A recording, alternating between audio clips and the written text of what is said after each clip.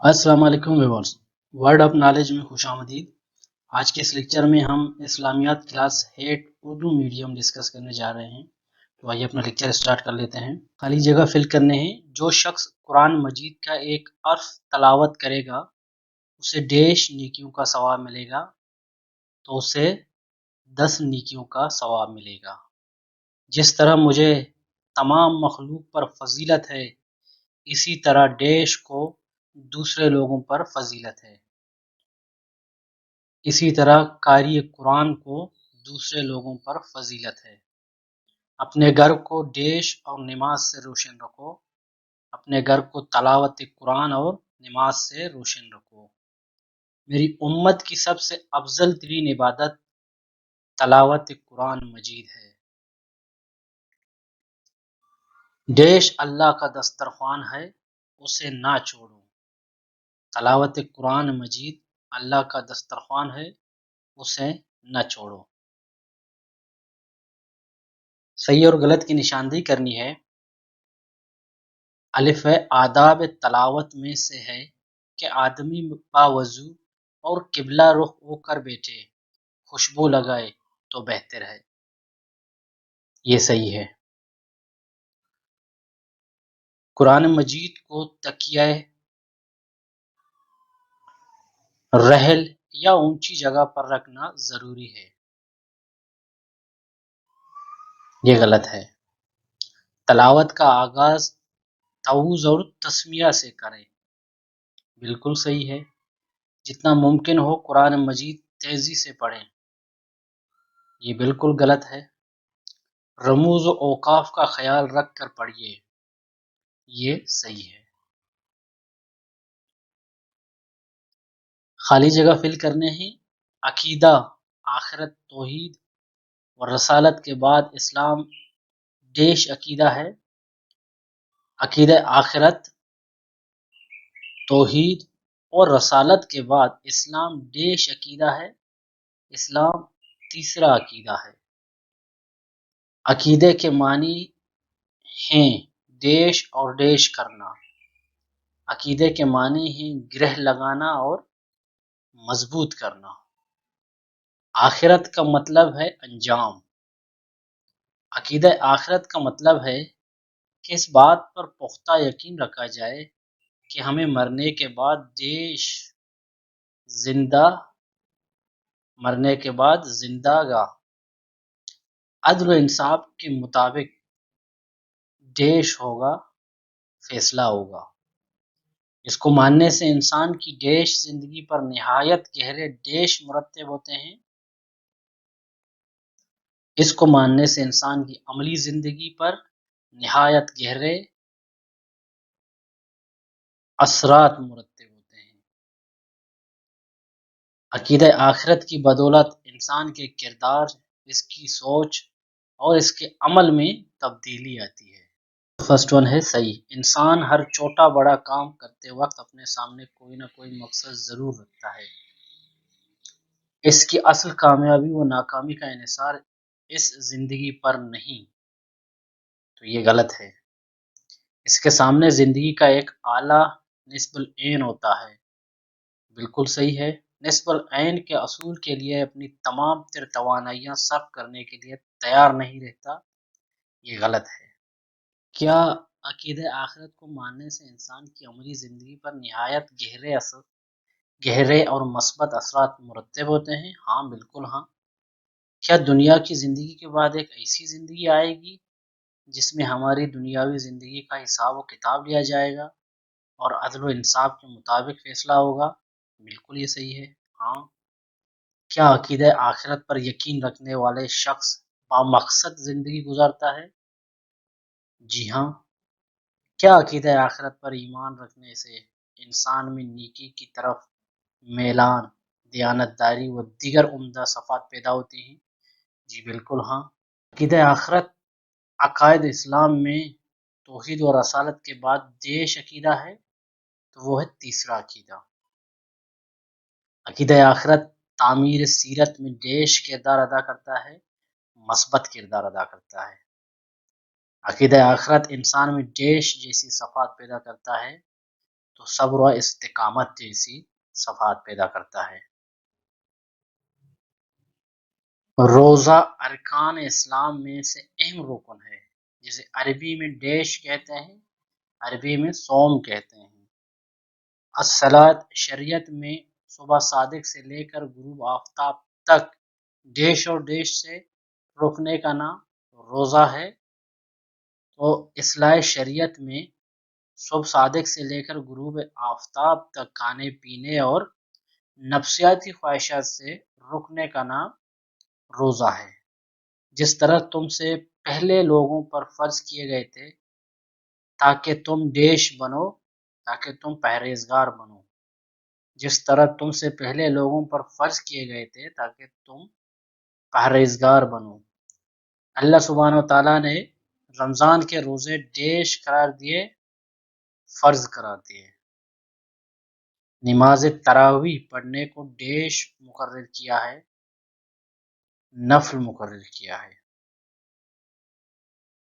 روزے کو عربی میں صوم کہتے ہیں۔ روزہ ڈیش اصول کا بہترین ذریعہ ہے، روزہ تقوی کے اصول کا بہترین ذریعہ ہے۔ باب الریان سے ڈیش داخل ہوں گے، باب الریان سے روزہ دار داخل ہوں گے۔ قرآن کا نزول ڈیش میں ہوا، رمضان المبارک میں ہوا۔ حج کے معنی ڈیش ڈیش کا ارادہ کرنا ہے، تو حج کے معنی قصد کرنا اور زیارت کا ارادہ کرنا ہے۔ اصلاح شریعت میں ذوالحجہ کے ڈیش دنوں میں ڈیش حاضری دینا ہے، تو اصلاح شریعت میں ذوالحجہ کے مخصوص دنوں میں خانہ کعبہ میں حاضری دینا ہے۔ اور مناسک حج ادا کرنا حج کہلاتا ہے۔ اسلام کے 5 ارکان میں سے آخری اور تکمیلی حج بیت اللہ ہے۔ حج ہر کل بالغ، تندرست اور صاحب استطاعت مسلمان پر زندگی میں ایک مرتبہ فرض ہے۔ حج ہر عاقل، بالغ، تندرست اور صاحب استطاعت مسلمان پر زندگی میں ایک مرتبہ فرض ہے۔ حج 9 ہجری میں فرض ہوا۔ تو یہ کچھ امپورٹنٹ معلومات ہیں حج کے حوالے سے۔ تو حج کے 3 فرائض ہیں۔ کتنے فرائض ہیں؟ 3 فرائض ہیں۔ ایک ہے احرام، وقوف عرفہ اور طواف زیارت۔ یہ 3 حج کے فرائض ہیں۔ حج کے واجبات کتنے ہیں؟ حج کے واجبات 6 ہیں۔ فرائض 3 ہیں اور واجبات 6 ہیں۔ واجبات کون کون سے ہیں؟ پہلا والا ہے وقوف مزدلفہ، دوسرا والا ہے شیطان کو کنکریاں مارنا، تھرڈ ون ہے حج کی قربانی، فورتھ ون ہے حلق یا قصر، ففتھ ون ہے صفا مروہ کی سعی، اور چھٹا یا آخری ہے طواف وداع۔ تو حج کی کتنی 3 اقسام ہیں۔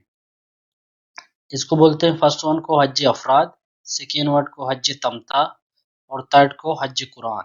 صحیح اور غلط کا انتخاب کرنا ہے۔ حج گناہوں کو مٹاتا ہے اور محتاجی کو دور کرتا ہے، یہ بالکل صحیح ہے۔ تاریخی اعتبار سے حج حضرت نوح علیہ السلام کی سنت ہے، تو یہ غلط ہے۔ حج کرنے والا گھر واپس آنے تک اللہ تعالیٰ کی امان میں ہوتا ہے، یہ بالکل صحیح ہے۔ استطاعت رکھنے کے باوجود حج نہ کرنے والوں کے لیے کوئی وعید نہیں، تو یہ غلط ہے۔ خالی جگہ فل کرنی ہے۔ بلا شبہ آپ صلی اللہ علیہ وآلہ وسلم بڑے ہی صاحب اخلاق ہیں، مجھے اچھے اخلاق کی تکمیل کے لیے بھیجا گیا ہے۔ حضرت عائشہ رضی اللہ تعالی عنہا آپ صلی اللہ علیہ وسلم کے اخلاق کریمانہ کے بارے میں فرماتی ہیں، آپ صلی اللہ علیہ وسلم کا اخلاق حماتن قرآن تھا۔ جو کچھ اچھے صفحات قرآن میں ذکر ہیں، آپ صلی اللہ علیہ وآلہ وسلم ان سب سے متصف تھے، بالکل صحیح۔ طائف کے رئیس عبدیالیل کے خاندان نے آپ کا مذاق اڑایا، آپ صلی اللہ علیہ وسلم کے اوپر کوئی پتھر نہیں پھینکا، یہ غلط ہے۔ آپ صلی اللہ علیہ وآلہ وسلم کی دونوں جوتیاں خون سے بھر گئیں۔ یہ بالکل صحیح ہے، جب آپ صلی اللہ علیہ وسلم تک کر بیٹھ جاتے تو یہ شریر مزید آپ صلی اللہ علیہ وسلم کو تنگ نہ کرتے، تو یہ شریر یہ غلط ہے۔ حضرت عائشہ رضی اللہ تعالیٰ عنہا نے ایک دفعہ آپ صلی اللہ علیہ وسلم سے دریافت کیا کہ تمام اور آپ صلی اللہ علیہ وسلم پر سب سے زیادہ سخت دن کون سا تھا؟ آپ صلی اللہ علیہ وسلم نے طائف کا حوالہ دیا تھا۔ یہ بالکل صحیح ہے۔ تو یہ واقعہ بھی طائف کا ہے کہ آپ صلی اللہ علیہ وآلہ وسلم کی جو جوتیاں تھیں خون سے بھر گئیں طائف کے وقت، یہ طائف کے وقت بھی ہوا تھا۔ صبر کے لفظی معنی ڈیش کے ہیں؟ صبر کے لفظی معنی رکنے کے ہیں۔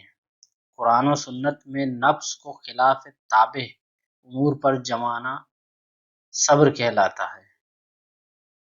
تحمل کے لفظی معنی برداشت کرنے کے ہیں۔ رائے حق میں آنے والی تکالیف اور پریشانیوں کو رضائے الہی کی خاطر برداشت کرنا صبر و تحمل ہے۔ آپ صلی اللہ علیہ وآلہ وسلم کی سیرت و کردار بے مثل ہے۔ آپ صلی اللہ علیہ وسلم کی زندگی کا ہر پہلو قابل تعریف اور اتباع کے لائق ہے۔ تمہارے لیے اللہ سبحانہ وتعالیٰ کے رسول صلی اللہ علیہ وآلہ وسلم کی زندگی میں ڈیش نمونہ ہے، بہترین نمونہ ہے۔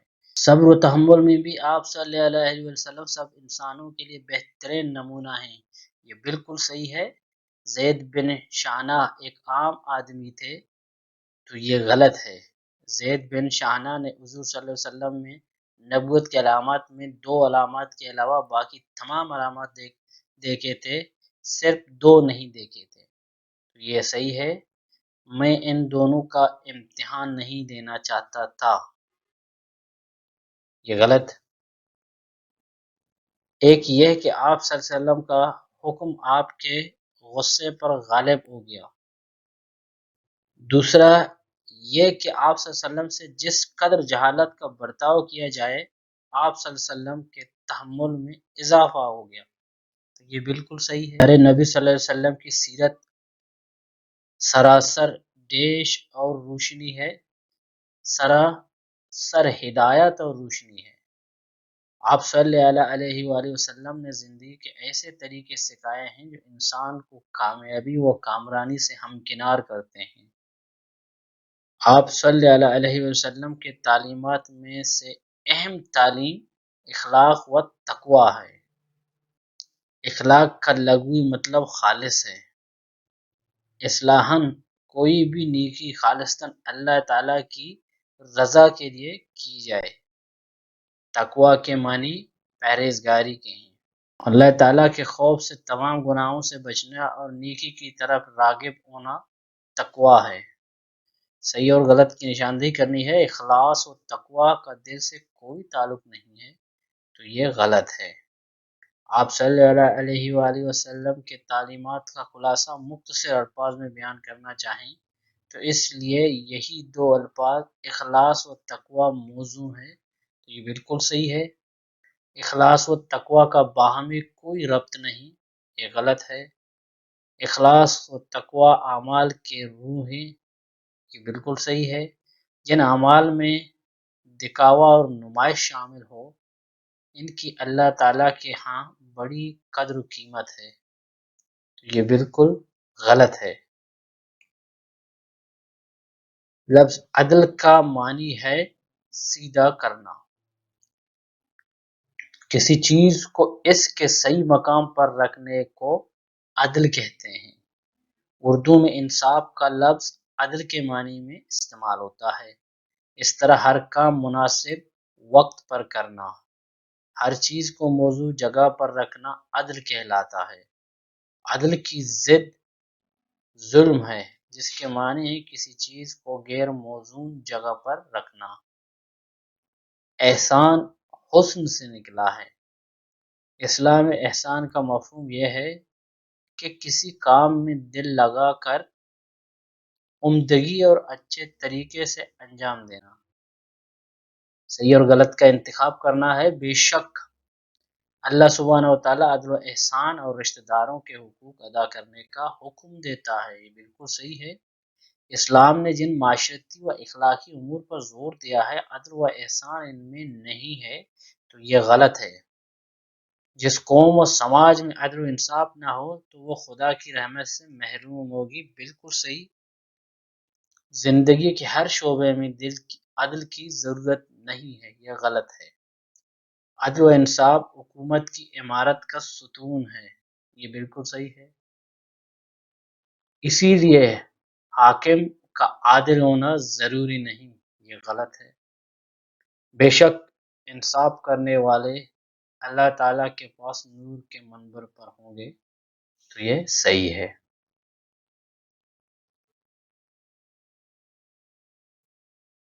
آج کے لیکچر میں اتنا ہی۔ نیکسٹ لیکچر میں اس کا جو ریمیننگ ایکسرسائز ہیں وہ انشاءاللہ ہم حل کریں گے۔ تب تک کے لیے اللہ حافظ۔